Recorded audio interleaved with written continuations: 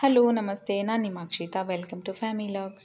ಇವತ್ತಿನ ವಿಡಿಯೋದಲ್ಲಿ ನಮ್ಮ ಆರುಷ್ಗೆ ನಾನು ಫೀಡ್ ಮಾಡೋದನ್ನು ಸ್ಟಾಪ್ ಮಾಡುವಾಗ ಫೇಸ್ ಮಾಡಿರುವಂತಹ ಚಾಲೆಂಜಸ್ ಆಗಿರಬಹುದು ಮತ್ತು ನಾನು ಫಾಲೋ ಮಾಡಿರುವಂತಹ ಒಂದು ಟಿಪ್ಸ್ ಆಗಿರಬಹುದು, ಅದನ್ನು ಡೀಟೇಲ್ ಆಗಿ ಶೇರ್ ಮಾಡ್ತಾ ಇದ್ದೇನೆ.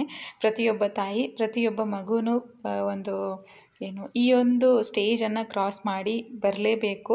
ಆದರೆ ಆ ಸ್ಟೇಜಲ್ಲಿ ನಮಗೆ ಸ್ಪೆಷಲಾಗಿ ಅಮ್ಮಂದ್ರಿಗೆ ತುಂಬಾ ರೀತಿಯಾದಂತಹ ಒಂಥರ ಡಿಫ್ರೆಂಟ್ ಆಗಿರುತ್ತೆ ನಮ್ಮ ಮೂಡ್ ಆ ಟೈಮಲ್ಲಿ.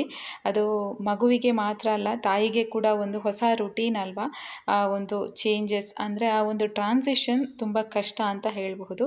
ಸೊ ನನಗೆ ಅದು ತುಂಬಾ ಒಂದು ಫೀಲ್ ಆದಂತಹ ಒಂದು ವಿಷಯ, ಅದಕ್ಕೋಸ್ಕರ ಈ ಒಂದು ವಿಡಿಯೋ ಮಾಡಿದ್ದೇನೆ. ಡೇ ಟೈಮ್ ಮತ್ತು ನೈಟ್ ಟೈಮ್ ಕಂಪ್ಲೀಟಾಗಿ ನಾನು ಯಾವಾಗ ಹೇಗೆ ಕಡಿಮೆ ಮಾಡಲಿಕ್ಕೆ ಶುರು ಮಾಡಿದ್ದು, ಹಾಲು ಕೊಡೋದನ್ನು ಹೇಗೆ ಸ್ಟಾಪ್ ಮಾಡಿದ್ದು, ಕಂಪ್ಲೀಟಾಗಿ ಸ್ಟಾಪ್ ಮಾಡಿರೋದು ಯಾವಾಗ, ಇದರದ್ದು ಪ್ರತಿಯೊಂದು ಡೀಟೇಲ್ಸ್ ಇದೆ. ವಿಡಿಯೋನ ಕೊನೆವರೆಗೆ ಮಿಸ್ ಮಾಡದೆ ನೋಡಿ.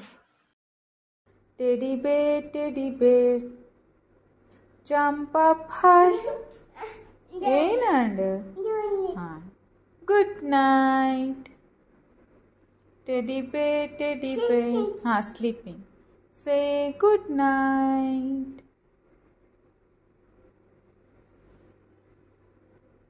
Teddy bear, say good night. ದಾದಾಂಡ ಅವನಿಗೆ 20 ಮಂತ್ಸ್ವರೆಗೆ ಡೇ ಟೈಮ್ ಮತ್ತು ನೈಟ್ ಟೈಮ್ ಅವನಿಗೆ ಎಷ್ಟು ಬಾರಿ ಬೇಕು ಅಷ್ಟು ಬಾರಿ ಆರಾಮಾಗಿ ಫೀಡ್ ಮಾಡ್ತಿದ್ದೆ. ಡೇ ಟೈಮಲ್ಲಿ ನ್ಯಾಪ್ ಟೈಮ್ ಬಿಟ್ಟು 2-3 ಟೈಮ್ಸ್ ಫೀಡ್ ಮಾಡ್ತಿದ್ದೆ. ಸೊ ಆಫ್ಟರ್ 20 ಮಂತ್ಸ್ ಡಿಸೈಡ್ ಆದೆ ಸ್ಲೋಲಿ ಇನ್ನೂ ಕಡಿಮೆ ಮಾಡಬೇಕು ಅಂಥೇಳಿ. ಡೇ ಟೈಮಲ್ಲಿ ನ್ಯಾಪ್ ಟೈಮ್ ಬಿಟ್ಟು ಬೇರೆ ಟೈಮಲ್ಲಿ ನಾನು ಏನು ಫೀಡ್ ಮಾಡ್ತಿದ್ದೆ ಅದನ್ನು ಫಸ್ಟಿಗೆ ಕಡಿಮೆ ಮಾಡಬೇಕಂತ ಹೇಳಿ ಡಿಸೈಡ್ ಆಗಿದ್ದೆ. ಸೊ ಅದಕ್ಕೋಸ್ಕರ ಬೇರೆ ಬೇರೆ ಥರ ರುಟೀನನ್ನು ಫಾಲೋ ಮಾಡ್ತಿದ್ದೆ. ಅವನಿಗೆ ಆಟ ಆಡೋದಾಗಿರ್ಬೋದು, ಫುಡ್ ಕೊಡೋದಾಗಿರ್ಬೋದು, ಹೊರಗಡೆ ಕರ್ಕೊಂಡು ಹೋಗೋದಾಗಿರ್ಬೋದು, ಈ ಥರ ಎಲ್ಲ ಪ್ಲ್ಯಾನ್ ಮಾಡ್ತಿದ್ದೆ.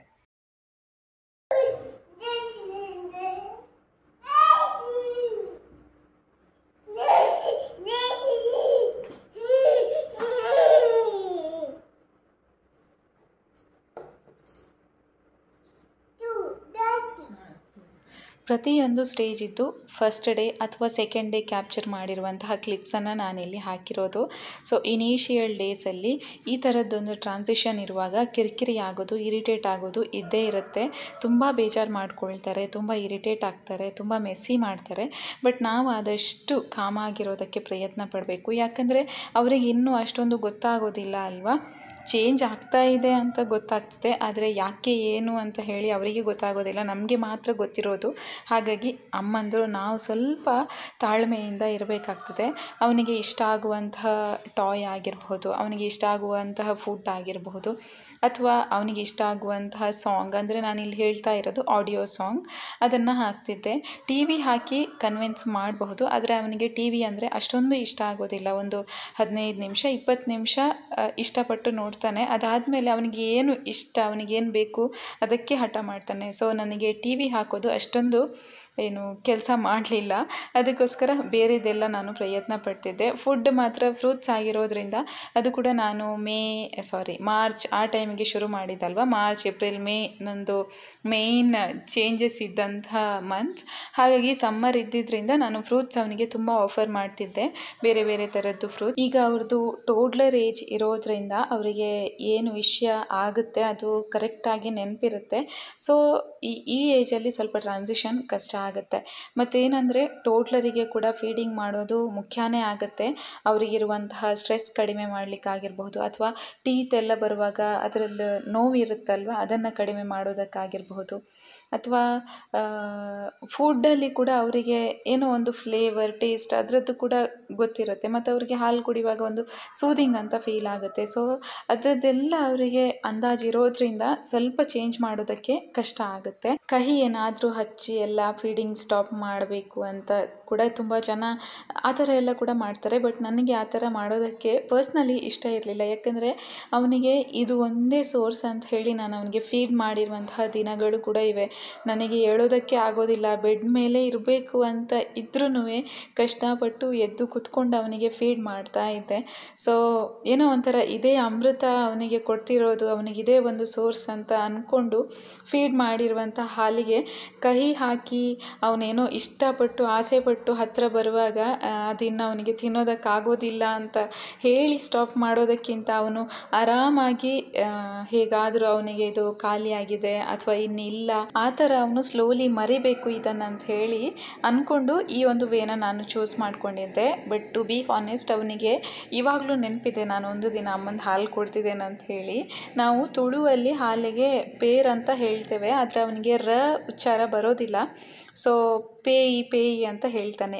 ಗೆ ಯಾವಾಗಲೂ ಹೆಚ್ಚಾಗಿ ಯೂಸ್ ಮಾಡ್ತಾನೆ. ಅದನ್ನು ಸಿಂಪಲ್ ಆಗಿ ಅವನು ಪಿಯಾ ಅಂತ ಹೇಳ್ತಾನೆ. ಹಿಂದಿಯಲ್ಲಿ ಜೆನಿಲಿಯಾ ಮತ್ತು ರಿತೇಶ್ ಇದೊಂದು ಸಾಂಗ್ ಇದೆಯಲ್ಲ, ಪಿಯಾರೆ ಓ ಪಿಯಾರೆ ಅಂತ ಹೇಳಿ, ಆ ಸಾಂಗ್ ಹಾಕಿದರೆ ಅವನಿಗೆ ಯಾವಾಗಲೂ ಹಾಲಿನ ನೆನಪಾಗ್ತದೆ. ಸೊ ಆ ಮೈಂಡಲ್ಲಿ ಅವನಿಗೆ ಅದು ರೀಕಲೆಕ್ಟ್ ಆಗ್ತದೆ ಕಂಪ್ಲೀಟಾಗಿ. ಇನ್ನೂ ಅವನಿಗೆ ಮರೆತು ಹೋಗಲಿಲ್ಲ ಅದು. ನನಗೆ ಮಾತ್ರ ಸ್ವಲ್ಪ ಕಷ್ಟ ಆಗ್ತಿತ್ತು. ಇಡೀ ದಿನ ಅವನ ಜೊತೆನೇ ಇರಬೇಕಾಗ್ತಿತ್ತು. ತುಂಬ ಸುತ್ತಾಡ್ತಿದ್ದೆ ಅವನ ಜೊತೆನೇ, ಆ ಕಡೆ ಹೋಗೋದು ಈ ಕಡೆ ಹೋಗೋದು, ಅವನ ಜೊತೆ ಆಟ ಆಡೋದು, ಹೊರಗಡೆ ಕರ್ಕೊಂಡು ಹೋಗೋದು. ಸೊ ಸುಮಾರಷ್ಟು ನನ್ನ ರೂಟೀನ್ ಕೂಡ ತುಂಬ ಚೇಂಜ್ ಆಗ್ತಿತ್ತು. ಆ್ಯಂಡ್ ಈ ಥರ ನಾವು ಫೀಡ್ ಮಾಡೋದು ಸ್ಟಾಪ್ ಮಾಡುವಾಗ ನಮಗೆ ಕೆಲವೊಂದು ಸಲ ಎಕ್ಸೆಸ್ ಆಗಿ ಮಿಲ್ಕ್ ಪ್ರೊಡಕ್ಷನ್ ಇದೆ ಅಂತ ಹೇಳಿದರೆ ನಾವು ಏನಾದರೂ ಪಂಪ್ ಯೂಸ್ ಮಾಡಬಹುದು. ಆಲ್ರೆಡಿ ಪ್ರೀವಿಯಸ್ ವೀಡಿಯೋದಲ್ಲೆಲ್ಲ ನಾನು ಪಂಪ್ ಬಗ್ಗೆ ಹೇಳಿದ್ದೇನೆ, ಹಾಗಾಗಿ ಅದನ್ನು ಡೀಟೇಲಾಗಿ ಇಲ್ಲಿ ತೋರಿಸ್ತಾ ಇಲ್ಲ. ಬಟ್ ಪಂಪ್ ಎಕ್ಸೆಸ್ ಆಗಿ ಯೂಸ್ ಮಾಡಬಾರ್ದು, ಆವಾಗ ಇನ್ನೂ ಜಾಸ್ತಿ ಆಗುತ್ತೆ ಮಿಲ್ಕ್ ಪ್ರೊಡಕ್ಷನ್. ಎಷ್ಟು ಬೇಕು ಅಷ್ಟು ಮಾತ್ರ ಲಿಮಿಟೆಡ್ ಆಗಿ ಯೂಸ್ ಮಾಡಿದರೆ ನಮಗೆ ಏನು ಪ್ರಾಬ್ಲಮ್ ಬರುತ್ತೆ ಅದನ್ನು ಕಡಿಮೆ ಮಾಡಬಹುದು. ಸಮ್ಮರ್ ಟೈಮ್ ಆಗಿರೋದ್ರಿಂದ ತುಂಬ ರೀತಿಯ ಲಿಕ್ವಿಡ್ ಫುಡ್ಡನ್ನು ನಾನು ಆಫರ್ ಮಾಡ್ತಿದ್ದೆ. ಅದು ಅವನಿಗೆ ಕೂಡ ತುಂಬ ಒಳ್ಳೆಯದು ಆ ಒಂದು ಸ್ಟೇಜಲ್ಲಿ ಅಂತ ಹೇಳಿ. ಆರು ಅಮ್ಮಂತಲೆ ಚೋಚಿಗನೆ ಹಾಂ ಚೋಚಿಗನೆ ಬಲೆ ಚೋಚಿಗ ಕಮ್ ಚೋಚಿಗ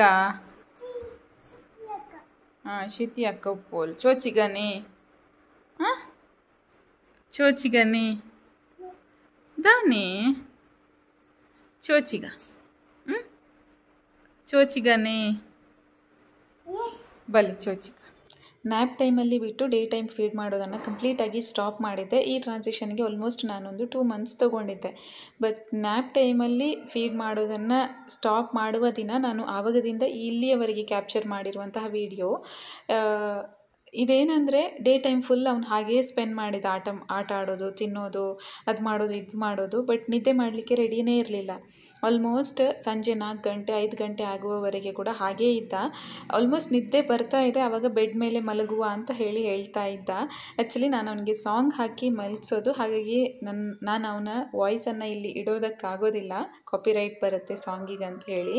ಬಟ್ ಬೆಡ್ ಮೇಲೆ ಮಲಗುವ ಅಂತ ಹೇಳಿ ತುಂಬ ಬಾರಿ ಹೇಳ್ತಿದ್ದ. ನನಗೆ ಮಾತ್ರ ಅವನನ್ನು ಹಿಡ್ಕೊಂಡು ಮಲಗಿಸಿ ಸುಸ್ತಾಗ್ತಿತ್ತು. ಆಲ್ಮೋಸ್ಟ್ 1-2 ಅವರ್ಸ್ ಹಾಗೆಯೇ ಟ್ರೈ ಮಾಡ್ತಿದ್ದೆ.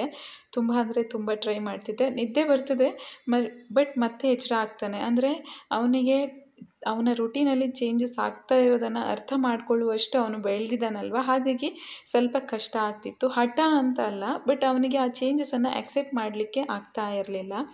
ಹೇಗೋ ಪ್ರಯತ್ನ ಪಟ್ಟು ಅವನನ್ನು ಮಲಗಿಸ್ದೆ.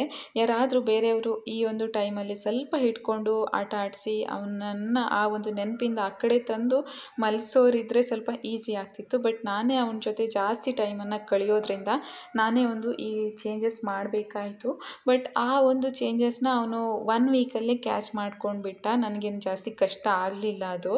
ಅದಾದಮೇಲೆ ನಾನು ಅವನಿಗೆ ರಾತ್ರಿ ಫೀಡ್ ಮಾಡೋದನ್ನು ಸ್ಟಾಪ್ ಮಾಡಬೇಕು ಅಂತ ಹೇಳಿ ಅವನ ಡಿನ್ನರನ್ನು ಸ್ವಲ್ಪ ಬೇಗ ಕೊಟ್ಟು 10 ಗಂಟೆ ಅಷ್ಟು ಹೊತ್ತಿಗೆ ಅವನಿಗೆ ಫ್ರೂಟ್ಸ್ ಆಗಿರಬಹುದು ಅಥವಾ ಏನಾದರೂ ಮತ್ತೊಂದು ಮೀಲನ್ನು ಅವನಿಗೆ ಕೊಡ್ತಿದ್ದೆ. ಒಂದು 10 ಗಂಟೆ ಅಷ್ಟು ಹೊತ್ತಿಗೆ ಬೇರೆ ಫ್ರೂಟ್ಸ್ ಕೊಡ್ತಿದ್ದೆ. ಬನಾನಾ ಜೊತೆಗೆ ಸ್ವಲ್ಪ ಹಾಲು, ಡೈಲ್ಯೂಟ್ ಮಾಡಿರುವಂಥ ಹಾಲು ಜೊತೆಗೆ ಬನಾನಾ ಹಾಕಿ ಕೊಡ್ತಿದ್ದೆ, ಅಥವಾ ಸಾಬುದಾನದ್ದೇನಾದರೂ ಮಾಡಿ ಸ್ವಲ್ಪ ಕೊಡ್ತಿದ್ದೆ. ಅಂದರೆ ಹೊಟ್ಟೆ ತುಂಬಬೇಕು ಅವನು ಮಲಗುವಾಗ, ಅವನಿಗೆ ಹಾಲಿನ ನೆನಪಾಗಬಾರ್ದು ಅನ್ನೋದು ನನ್ನ ಒಂದು ಪಾಯಿಂಟ್.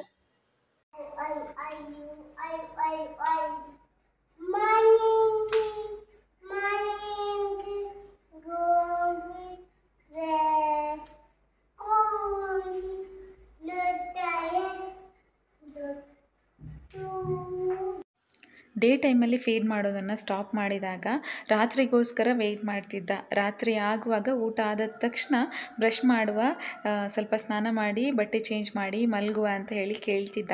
ಅದಾದಮೇಲೆ ನಾನು ಯಾವಾಗ ರಾತ್ರಿಯ ಫೀಡಿಂಗನ್ನು ಸ್ವಲ್ಪ ಕಡಿಮೆ ಮಾಡಬೇಕು ಅಂತ ಅಂದ್ಕೊಂಡೆ, ಆವಾಗ ನಾನು ಅವನಿಗೆ ರಾತ್ರಿ ಫುಡ್ ಕೊಡ್ತಿದ್ದೆ ಅಲ್ವಾ, ಸೊ ಜಾಸ್ತಿ ಹಸಿವಾಗ್ತಿರ್ಲಿಲ್ಲ. ಸ್ವಲ್ಪ ಫೀಡ್ ತಗೊಂಡು ಪಟ್ ಅಂತ ಮಲ್ಕೊಳ್ತಿದ್ದ. ಸೊ ಅದಕ್ಕೋಸ್ಕರ ಆ ಒಂದು ಪ್ಲ್ಯಾನನ್ನು ಫಸ್ಟೇ ಮಾಡಿ ಅದಾದಮೇಲೆ ಫೀಡ್ ಮಾಡೋದನ್ನು ಸ್ಟಾಪ್ ಮಾಡಿದ್ದು. ಸೊ ದಟ್ ಅವನಿಗೆ ಹಸಿವು ಜಾಸ್ತಿ ಆಗೋದಿಲ್ಲ, ನಿದ್ದೆ ಬೇಗ ಬರುತ್ತೆ, ಜಾಸ್ತಿ ಹೊತ್ತು ಫೀಡ್ ಮಾಡುವಂತಹ ಅಗತ್ಯ ಇಲ್ಲ ಅಂತ ಹೇಳಿ ಈ ಥರ ಸಾಬುದಾನದ್ದು ಇದು ಕೀರ್ ಥರ ಮಾಡಿರೋದು. ಸ್ವೀಟ್ ಏನು ಎಕ್ಸ್ಟ್ರಾ ಹಾಕೋದಿಲ್ಲ, ಜಸ್ಟ್ ಹಾಲು ಮಾತ್ರ. ಬೇಕಾದರೆ ಸ್ವಲ್ಪ ನಟ್ಸ್ ಪೌಡರ್ ಹಾಕ್ತಿದ್ದೆ ಅಷ್ಟೇ, ಸಕ್ಕರೆ ಬೆಲ್ಲ ಏನು ಯೂಸ್ ಮಾಡ್ತಿರಲಿಲ್ಲ. ಇದು ಜಸ್ಟ್ ಅವನದು ಹೊಟ್ಟೆ ಚೆನ್ನಾಗಿರಬೇಕು, ತುಂಬಿರಬೇಕು ಅಂತ ಮಾತ್ರ. ಮತ್ತು ನಾನು ಯಾವಾಗ ರಾತ್ರಿ ಫೀಡ್ ಮಾಡೋದನ್ನು ಸ್ಟಾಪ್ ಮಾಡಿದೆ, ಅದಾದಮೇಲೆ ನೆಕ್ಸ್ಟ್ ದಿನ ಬೆಳಗ್ಗೆ ಎದ್ದ ತಕ್ಷಣ ಕೂಡ ಅಷ್ಟೇ ನಾನು ಅವನಿಗೆ ತುಂಬ ಬೇಗ ಫುಡ್ಡನ್ನು ಕೊಡ್ತಿದ್ದೆ. ರಾತ್ರಿ ಮಲಗುವಾಗ ಹಾಲು ಕೊಟ್ಟು ಅಭ್ಯಾಸ ಆಗಿರೋದ್ರಿಂದ ನನಗೆ ಮತ್ತೆ 1 ವಾರ ಬೇಕಾಯಿತು ಆ ಒಂದು ಚೇಂಜಸ್ ಮಾಡೋದಕ್ಕೆ. ಅದನ್ನು ಆರಾಮಾಗಿ ಆಕ್ಸೆಪ್ಟ್ ಮಾಡಿದ. ಬಟ್ ರಾತ್ರಿ ಮಲಗುವಾಗ ಕೊಡಲಿಲ್ಲ ಅಂದ್ರೂ ಮಧ್ಯರಾತ್ರಿ ಎದ್ದಾಗ ಫೀಡ್ ಮಾಡ್ತಿದ್ದೆ. ಮತ್ತು ಸ್ಲೋಲಿ ನಾನು ಮಧ್ಯರಾತ್ರಿ ಫೀಡ್ ಮಾಡೋದನ್ನು ಕೂಡ ಸ್ಟಾಪ್ ಮಾಡಿದ್ದು. ಅಪರೂಪಕ್ಕೆ ಧೀರಜಿದ್ದು ಕಾಲ್ಸ್ ಎಲ್ಲ ಬೇಗ ಆದರೆ ರಾತ್ರಿ ಸ್ವಲ್ಪ ಸಪೋರ್ಟ್ ಮಾಡ್ತಾಯಿದ್ರು, ಅವನನ್ನು ಮಲಗಿಸೋದಕ್ಕೆ ಪ್ರಯತ್ನ ಪಡ್ತಿದ್ರು. ಆದರೆ ನಮ್ಮ ಸರ್ ಫೀಡ್ ಮಾಡದೇ ಇರುವಾಗ 11:30 ಆದ್ರೂ ನಿದ್ದೆ ಮಾಡಲಿಕ್ಕೆ ತಯಾರಿರಲಿಲ್ಲ. ಆಲ್ಮೋಸ್ಟ್ 12 ಗಂಟೆ ಆಗುವಾಗ ಮಲಗ್ತಿದ್ದ. ಅಂದರೆ ಅವನಿಗೆ ಕಷ್ಟ ಆಗ್ತಿತ್ತು ನಿದ್ದೆ ಮಾಡಲಿಕ್ಕೆ. ಕುತ್ಕೊಳ್ಳೋದಕ್ಕೆ ಆಗೋದಿಲ್ಲ, ತಡ್ಕೊಳ್ಳೋದಕ್ಕೆ ಆಗೋದಿಲ್ಲ ಅಂದಾಗ ಮಾತ್ರ ಮಲ್ಕೊಳ್ತಿದ್ದ. ಸೊ 11:30 12 ಗಂಟೆ ಆಗ್ತಿತ್ತು ಈ ಒಂದು ಚೇಂಜಸ್ ಟೈಮಲ್ಲಿ.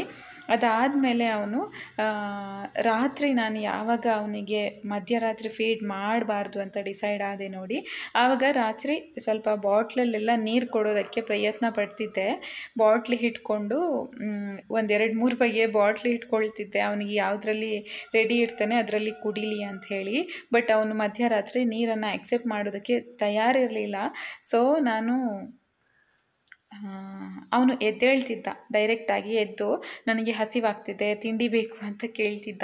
ಸಾಧ್ಯ ಆದರೆ ನಾನು ಏನಾದರೂ ಡ್ರೈ ಫ್ರೂಟ್ಸ್ ಅಥವಾ ಮಖಾನ ಎಲ್ಲ ಕೊಡೋದಕ್ಕೆ ಪ್ರಯತ್ನ ಪಡ್ತಿದ್ದೆ.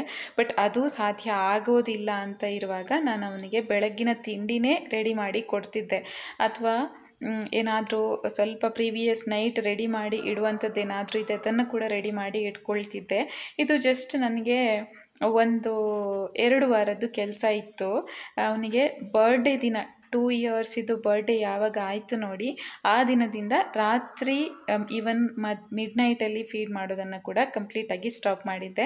ಸೊ ಎಕ್ಸಾಕ್ಟ್ಲಿ 2 ಇಯರ್ಸ್ ಅವನಿಗೆ ನಾನು ಫೀಡ್ ಮಾಡಿರೋದು. ಅದಾದಮೇಲೆ ಫೀಡ್ ಮಾಡಲಿಲ್ಲ. ಇವಾಗ ಫೀಡ್ ಮಾಡೋದನ್ನು ಸ್ಟಾಪ್ ಮಾಡಿ ಆಲ್ಮೋಸ್ಟ್ 50 ಡೇಸ್ ಆಗಿದೆ, 50+ ಡೇಸ್ ಆಗಿದೆ. ಸೊ ಅದಾದಮೇಲೆ ಅವನಿಗೆ ಮರ್ತು ಹೋಗಲಿಲ್ಲ, ಹೇಳ್ತಾನೆ ಬಟ್ ಕೇಳೋದಿಲ್ಲ, ಹಾಲು ಬೇಕು ಅಂತ ಕೇಳೋದಿಲ್ಲ. ಬಟ್ ನೆನಪಿದೆ ಅವನಿಗೆ. ಆ್ಯಂಡ್ ನಾನು ಕೂಡ ಯಾವತ್ತೂ ಕೊಡಲಿಲ್ಲ. ನಾನು ಯಾವಾಗ ಈ ಟೈಮಲ್ಲಿ ಕೊಡೋದಿಲ್ಲ ಅಂತ ಹೇಳಿ ಡಿಸೈಡ್ ಆಗಿದ್ದೆ ನೋಡಿ, ಅದನ್ನು ಮತ್ತೆ ನಾನು ಅವನಿಗೆ ಕೊಡೋದಕ್ಕೆ ಹೋಗಲಿಲ್ಲ ಆ ಟೈಮಲ್ಲಿ. So exactly 2 years of journey ಈ ಥರ ಇತ್ತು ನನ್ನದು ಮತ್ತು ನಮ್ಮ ಆರುಷಿದ್ದು. ತುಂಬಾ ಕ್ಯೂಟ್ ಆದಂತಹ ಒಂದು ಜರ್ನಿ ಇದು. ಬಟ್ ಆ ಫೇಸ್ ತುಂಬ ಚೇಂಜಸ್ ಇರುತ್ತೆ, ಅವರ ಮೂಡ್ ಕೂಡ ತುಂಬ ಚೇಂಜಸ್ ಆಗ್ತಾ ಇರುತ್ತೆ ಮಕ್ಕಳಿದ್ದು. ನಮಗೆ ಕೂಡ ಕೆಲವೊಮ್ಮೆ ತುಂಬ ಅಂದರೆ ತುಂಬ ಕಿರಿಕಿರಿ ಆಗ್ತದೆ. ಆದರೆ ನಾನು ಹೇಗಂದರೆ, ನನಗೆ ಕಿರಿಕಿರಿ ಆದರೆ ಅವನಿಗೆ ತೋರಿಸ್ಕೊಳ್ತಿರಲ್ಲ. ಯಾವಾಗ ನಾನು ತುಂಬ ಜನ ಹೇಳ್ತಾರಲ್ವ, ನಾವು ಅವರಿಗೆ ಫೀಡ್ ಮಾಡುವಾಗ ನಾವು ಬೇಜಾರು ಮಾಡಿಕೊಂಡ್ರೆ ಅವ್ರಿಗೆ ಕೂಡ ಬೇಜಾರಾಗುತ್ತೆ, ನಾವು ಖುಷಿಯಾಗಿದ್ದರೆ ಅವ್ರಿಗೆ ಕೂಡ ಖುಷಿಯಾಗುತ್ತೆ ಅಂತ ಹೇಳಿ. ಸೊ ನನಗೆ ಹೇಗೆ ಅನ್ನಿಸ್ತಿತ್ತು ಅಂದರೆ, ನಾನು ಫೀಡ್ ಸ್ಟಾಪ್ ಮಾಡುವಾಗ ಕೂಡ ಹಾಗೆ ಆಗ್ತದೋ ಏನೋ, ನಾನು ಬೇಜಾರು ಮಾಡಿಕೊಂಡ್ರೆ ಅವನಿಗೆ ಕೂಡ ತುಂಬ ಡಲ್ ಆಗ್ತಾನೋ ಏನೋ ಅಂತ ಹೇಳಿ ನನಗೆ ಎಷ್ಟೇ ಬೇಜಾರಾದರೂ ಕಂಟ್ರೋಲ್ ಮಾಡ್ಕೊಳ್ತಿದ್ದೆ. ಇವಾಗ ಹಾಲಿಲ್ಲ, ಆ ಟೈಮಲ್ಲಿ ಸ್ಟಾಪ್ ಮಾಡೋದೊಂದು ಬೇರೆ ವಿಷಯ. ನಮ್ಮ ಹತ್ರ ಬೇಕಾದಷ್ಟು ಹಾಲಿದೆ, ಬಟ್ ಈ ಒಂದು ಚೇಂಜಸ್ ಬೇಕು, ಮಾಡಲೇಬೇಕು, ಎಲ್ಲರೂ ಮಾಡ್ತಾರೆ. ಮೇ ಬಿ ನನಗೆ ಈ ಸ್ಟೇಜಲ್ಲಿ ಸ್ವಲ್ಪ ಕಷ್ಟ ಅಂತ ಅನ್ನಿಸ್ತಿತ್ತು. ಬಟ್ ಮೇ ಬಿ ಇವಾಗಲೇ ನನಗೆ ನಗು ಬರ್ತಿದೆ ಕೆಲವೊಂದು ಕ್ಲಿಪ್ಸ್ ನೋಡುವಾಗ. ಬಟ್ ಆಫ್ಟರ್ 1 ಇಯರ್ ನನಗೆ ಕಂಪ್ಲೀಟ್ಲಿ ನಗು ಬರ್ಬೋದು ಈ ಒಂದು ವ್ಲಾಗನ್ನು ನೋಡಿದರೆ. ಬಟ್ ಈ ಒಂದು ಸ್ಟೇಜಲ್ಲಿರುವಂತಹ ಅಮ್ಮಂದಿರು ತುಂಬಾ ಕನೆಕ್ಟ್ ಆಗ್ತಾರೆ ಇದಕ್ಕೆ. So day time complete stop ಮಾಡಿ ಆದಮೇಲೆ ನೈಟ್ ಟೈಮ್ ತುಂಬ ಎಕ್ಸ್ಪೆಕ್ಟ್ ಎಕ್ಸ್ಪೆಕ್ಟ್ ಮಾಡ್ತಿದ್ದ. ಬುಕ್ ಎಲ್ಲ ಹಿಡ್ಕೊಂಡು ವೆಯ್ಟ್ ಮಾಡ್ತಾ ಇದ್ದ, ಸ್ವಲ್ಪ ಹೊತ್ತಾದಮೇಲೆ ಅಮ್ಮ ಫೀಡ್ ಮಾಡ್ತಾರೆ ಆ ಥರ ಈ ಥರ ಅಂತ ಹೇಳಿ. ಬಟ್ ನನಗೆ ಅದು ಸಾಧ್ಯ ಇರಲಿಲ್ಲ, ನಾನು ಸ್ಟಾಪ್ ಮಾಡಲೇಬೇಕಿತ್ತು. ಆ್ಯಂಡ್ ಈ ಗ್ಯಾಪಲ್ಲಿ ನಾವೊಮ್ಮೆ ಡಾಕ್ಟರನ್ನ ಕನ್ಸಲ್ಟ್ ಆಗಿದ್ವಿ ವ್ಯಾಕ್ಸಿನೇಷನ್ ವಿಷಯದಲ್ಲಿ. ಆ ಟೈಮಲ್ಲಿ ಅವ್ರ ಹತ್ರ ಕೂಡ ಡಿಸ್ಕಸ್ ಮಾಡಿದ್ದೆ, ನಾನು ಈ ಥರ ಫೀಡ್ ಮಾಡೋದನ್ನು ಸ್ಟಾಪ್ ಮಾಡೋದ್ರಲ್ಲಿ ಇದ್ದೇನೆ, ಇವಾಗ ಏನಾದರೂ ಎಕ್ಸ್ಟ್ರಾ ಕೇರ್ ಏನಾದರೂ ತೊಗೊಳ್ಬೇಕಾ ಅಂತ ಹೇಳಿ. ಸೊ ಡಾಕ್ಟರ್ ಹತ್ರ ಡಿಸ್ಕಸ್ ಮಾಡುವಾಗ ಅವ್ರು ಹೇಳಿದ್ರು ಏನಂದರೆ, ಅವನಿಗೆ ಆಲ್ಮೋಸ್ಟ್ ಇವಾಗ 2 ಇಯರ್ಸ್ ಆಗ್ತಾ ಇದೆಯಲ್ಲ, ಆರಾಮಾಗಿ ಸ್ಟಾಪ್ ಮಾಡಿ, ತೊಂದರೆ ಇಲ್ಲ ಅಂತ ಹೇಳಿ. ಸೊ ಮನೆಗೆ ಬಂದಮೇಲೆ ಆರುಷ್ಗೆ ಕೂಡ ಅದನ್ನು ಹೇಳ್ತಾ ಇದ್ದೆ, ಡಾಕ್ಟ್ರ್ ಹೇಳಿದ್ದಾರೆ ನೀನು ಇವಾಗ ಬಿಗ್ ಆಗ್ತಾ ಇದೆಯಾ, ದೊಡ್ಡವನಾಗ್ತಾ ಇದೆಯಾ, ಇನ್ನು ನೀನು ಫೀಡ್ ತೊಗೊಳ್ಳೋದು ಅಗತ್ಯ ಇಲ್ಲ ಅಂತ ಎಲ್ಲ ಹೇಳ್ತಿದ್ದೆ. ಸೊ ಅವನು ಕೂಡ ಅದನ್ನು ಆರಾಮಾಗಿ ಅರ್ಥ ಮಾಡ್ಕೊಳ್ತಿದ್ದ. ಸ್ವಲ್ಪ ಬೇಜಾರಾದ್ರೂ ಅವನೇ ಹೇಳ್ತಿದ್ದ, ಡಾಕ್ಟ್ರ್ ಹೇಳಿದ್ದಾರೆ ಇನ್ನು ಹಾಲು ಕೊಡೋದು ಬೇಡ, ನಾನು ದೊಡ್ಡವನಾಗಿದ್ದೇನಂತೆಲ್ಲ ಹೇಳ್ತಿದ್ದ. ಬಟ್ ದುಃಖ ಮಾಡ್ತಿದ್ದ ಹೇಳಿ ಹೇಳಿ. ಬಟ್ ಸ್ವಲ್ಪ ದಿನದಲ್ಲಿ ಅಭ್ಯಾಸ ಆಯಿತು ಅವನಿಗೆ, ಬಿಟ್ಬಿಟ್ಟ. ಅದಾದಮೇಲೆ ಜೂನ್ ಟೈಮಿಗೆ ಮಿಡ್ ಆಫ್ ಜೂನ್ ನಾವು ಊರಿಗೆ ಹೋಗಿದ್ವಿ ಅಲ್ವಾ, ಆ ಟೈಮಲ್ಲಿ ಕಂಪ್ಲೀಟಾಗಿ ಅವನದು ರೂಟೀನ್ ಚೇಂಜ್ ಆಯಿತು. ಅದಾದಮೇಲೆ ಅವನು ಯಾವತ್ತೂ ಕೇಳಲೇ ಇಲ್ಲ. ಬಟ್ ಜೂನ್ 1 to 15 ಅವನು mid night 1 o'clock 2 o'clock 3 o'clock ಈ ಟೈಮ್ಗೆ ಯಾವ ಟೈಮಲ್ಲಿ ಹೇಳ್ತಿದ್ದ ಅಂತ ಹೇಳೋದಕ್ಕಾಗ್ತಿರ್ಲಿಲ್ಲ. ಆ ಟೈಮಲ್ಲಿ ಎದ್ದು ನಾನು ಅವನ ಜೊತೆ ಇರ್ತಿದ್ದೆ. ನಾನು ಮೇ ಅಥವಾ ಜೂನ್ ಟೈಮಲ್ಲಿ ಅಪ್ಲೋಡ್ ಮಾಡಿರುವಂತಹ ವೀಡಿಯೋಸಲ್ಲಿ ಕೂಡ ಹೇಳ್ತಿದ್ದೆ, ಅವನು ಮಿಡ್ ನೈಟ್ ಎದ್ದಿದ್ದಾನೆ, ಸೊ ನಮ್ಮದು ರುಟೀನ್ ಈ ಥರ ಇತ್ತು.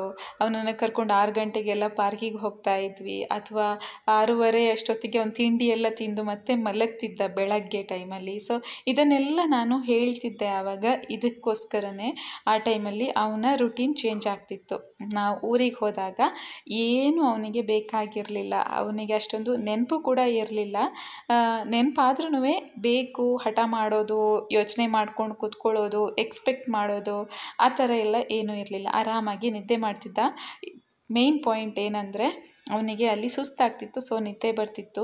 ನಾನು ಇಷ್ಟೆಲ್ಲ ವಿಷಯಗಳನ್ನು ಮೈಂಡಲ್ಲಿ ಇಟ್ಕೊಂಡು ನಾನು ಆಲ್ಮೋಸ್ಟ್ ಒಂದು 3-4 ಮಂತ್ಸ್ ತೊಗೊಂಡು ಈ ಒಂದು ಟ್ರಾನ್ಸಿಷನಿಗೆ ಪ್ಲ್ಯಾನ್ ಮಾಡಿರೋದು. ಅಂದರೆ ಜೂನಲ್ಲಿ ನಾವು ಹೋಗೋದಂತ ಕೂಡ ನನಗೆ ಗೊತ್ತಿತ್ತು. ಆ ಒಂದು ವೀಕ್ಗೆ ಸೆಟ್ ಆಗುವ ಹಾಗೆ ಅವನ ರುಟೀನನ್ನು ಪ್ಲ್ಯಾನ್ ಮಾಡ್ಕೊಂಡಿದ್ದೆ. ನನ್ನ ಮನಸ್ಸೊಳಗೆ ನಾನು ಫಿಕ್ಸ್ ಆಗಿದ್ದೆ, ಈ ಟೈಮ್ ಒಳಗೆ ನಾನು ಅವನಿಗೆ ಫೀಡ್ ಮಾಡೋದನ್ನು ಸ್ಟಾಪ್ ಮಾಡಬೇಕು ಅಂಥೇಳಿ. ಆ ಒಂದು ಟ್ರಾನ್ಸಿಷನ್ ತುಂಬಾ ಸ್ಮೂತಾಗಿ ಆಯಿತು. ಅವನ ಸಪೋರ್ಟ್ ಇದ್ದಿದ್ದರಿಂದ, ಆ್ಯಸ್ ಯೂಶ್ವಲ್ ಅವನ ಸಪೋರ್ಟ್ ಮಾಡಿದ್ರಿಂದ ನನ್ನ ಒಂದು ಪ್ಲ್ಯಾನ್ ಸಕ್ಸಸ್ ಆಯಿತು. ಇಷ್ಟೇ, ಈ ಒಂದು ವ್ಲಾಗನ್ನು ಇಲ್ಲಿಗೆ ಎಂಡ್ ಮಾಡ್ತಾ ಇದ್ದೇನೆ. Thank you for watching. Bye, take care.